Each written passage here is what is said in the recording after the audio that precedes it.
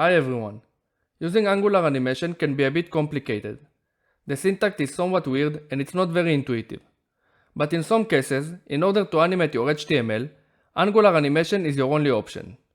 Hopefully, after today's video, you will feel ready to implement Angular animations in your own projects and see the benefits of it. In this tutorial, we will create 3 animations. A normal animation that will change our card width, a keyframes animation that will change our card background color, and a DOM change animation that will fade our card in and out using ngIf and ngFor.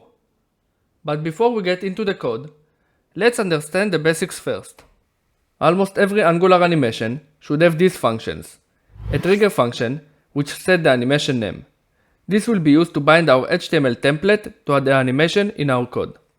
A style function which sets the visual appearance of HTML elements during animation and at a certain state. A state function which sets CSS styles that should be applied on a successful transition to a given state. A transition function which defines the transition between two states. And finally, an animate function which specifies the timing information for a transition. It can also contain a style object within, which we will see shortly. We will begin by creating an animation that will change our card width. The first thing we should do is import browser animation module.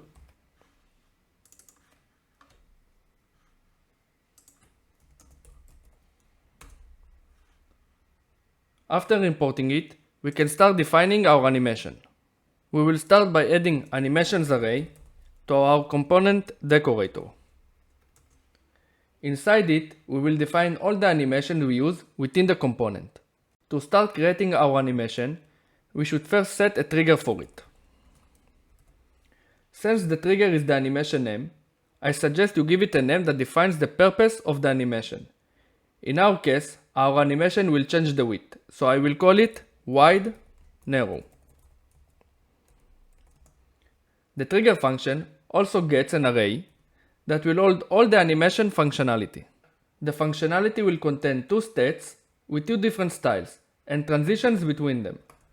The first state will be called wide, and it will have a style object that sets the width to 400 pixels. The second state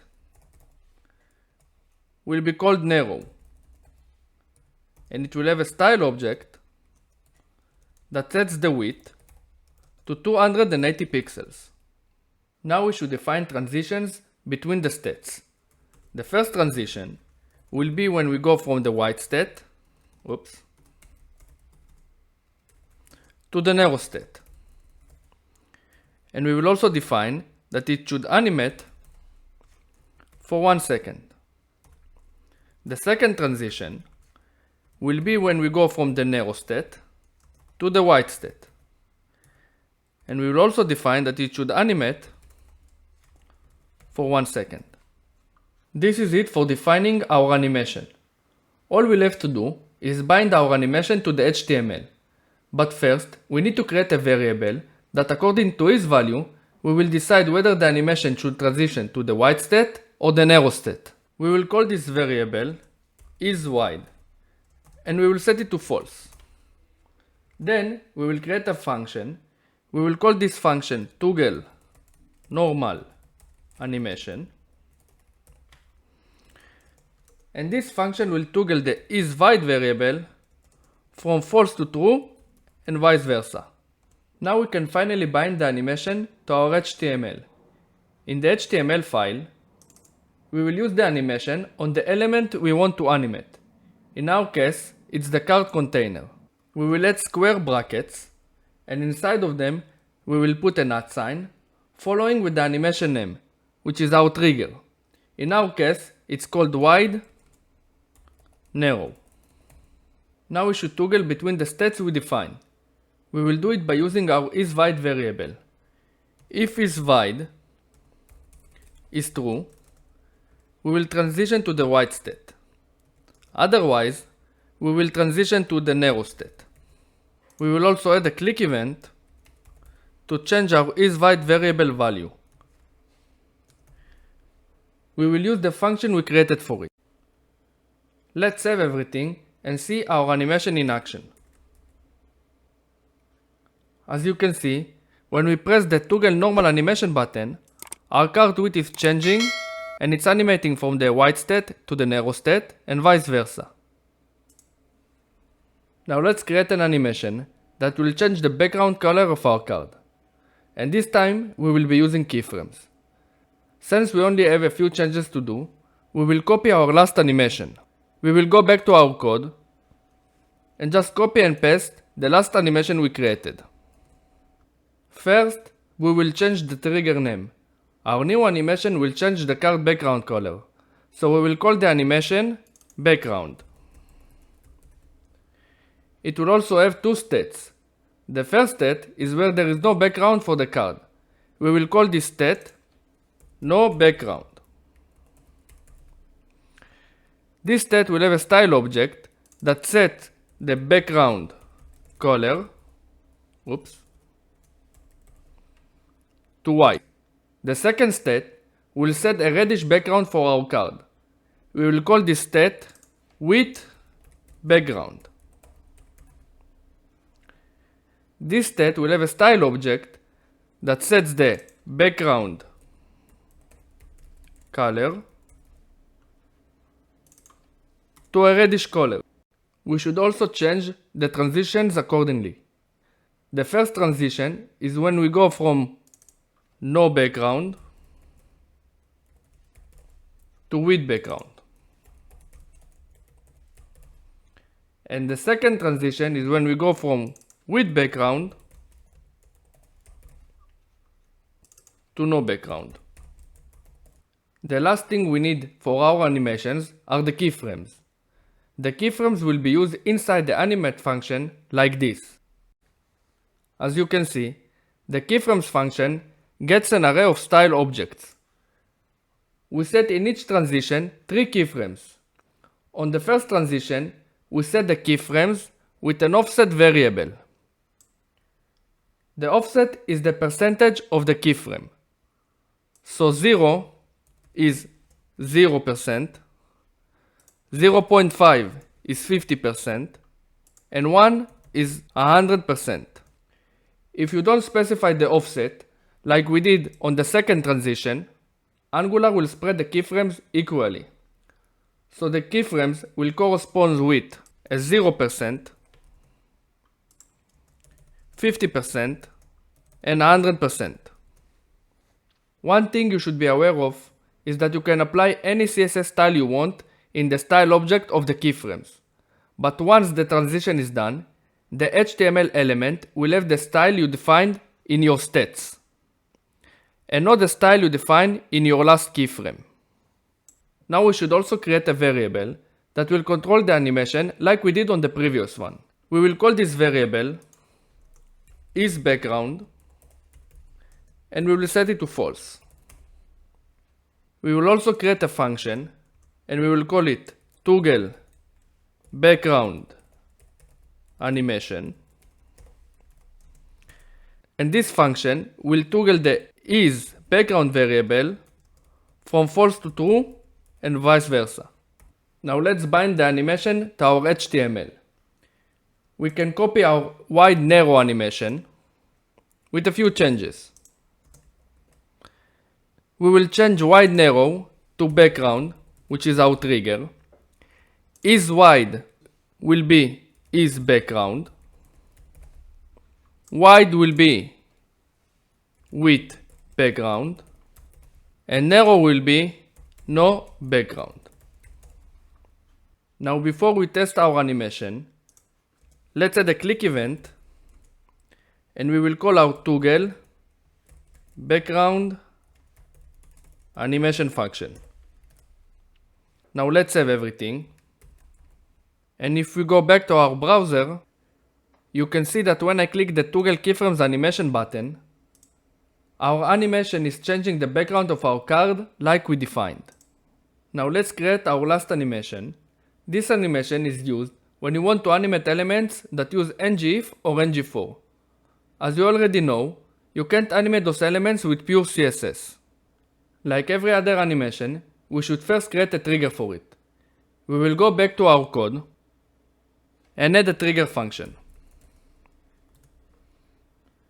This animation will fed elements in and out, so we will call it fed in out. Now we won't create any stats for this animation. Instead, we will use Angular built-in transitions. The first transition will be called enter. This transition will be used when elements are inserted to the DOM using ngIf and ngFor. This transition should get an initial style object. In our case, the element will start with opacity set to 0. This style will be applied on the HTML element when it's first inserted into the DOM. It should also have an animate function, and we will set the animation duration for 1 second. Besides the animation duration, we should also set a style object. And this style object is the CSS style we want to apply on our HTML element after 1 second. In our case, we want our element to have opacity set to 1. The second transition we should use is leave. This is used when the HTML elements are removed from the DOM. We can just copy our enter transition with a few changes. We will change the transition from enter to leave, and we will set the initial opacity to 1. In the animate function, we will set the opacity from 1 to 0. Now just a brief recap of what we did. When elements are inserted to the DOM, they will start with initial style of opacity set to 0. After 1 second, their opacity will change to 1. And when elements are removed from the DOM, they will start with initial style of opacity set to 1, and after 1 second, their opacity will change to 0. This will give us the fade in and out effect we want. Now let's create a variable to toggle between the transitions. We will call this variable isVisible, and we will set it to true. We will also create a function that will be called toggle visible animation, and it will change the isVisible value from true to false and vice versa. All that left for us to do is bind our animation to the HTML. The binding is a bit different now. We should just add square brackets with @ followed by the animation name. In our case, it's fade in out. Now, as opposed from other animations, to trigger this animation, we should just use the isVisible variable inside an ngIf. We will also add a click event to toggle our isVisible variable. We can just call our toggle visible animation function. Let's save everything. And now when we go back to our browser, you can see that when we click the DOM change animation button, the card is fading in and out like we defined. One last thing I want to show you that makes Angular animations a powerful tool is animation callbacks. Basically, animation callbacks gives you the ability to call a function when an animation starts or ends. To do it, we will go back to our HTML file and we will use the wide narrow animations callback. We will add brackets, and inside we will put an @ followed by the animation name. In our case, it's wide narrow. We will also add .start for the animation start callback and .done for the animation end callback. For each callback, we should call a function. We will use animation start function for the animation start callback and animation end function for the animation done callback. Each function will get an event. The event will be of type animation event, and it will hold some data regarding our animation. Now let's create this function in our component. We will add animation start function, and it will get an event of type animation event, and all we are going to do is console log the event. We will do the same for the animation end function. So we will just copy our animation start and change it to end. Now if we save everything and go back to our browser, let's open the developer tools. Now when we press the normal animation button, you can see that we are getting two events, the start event and the end event. Each event will hold some data regarding our animation. For example, if we will take a look on our last event, you will see that we get the element we animated, from which state we animated, to what state we animated, what was the callback, what was the animation duration, and the trigger name. That's it for this video.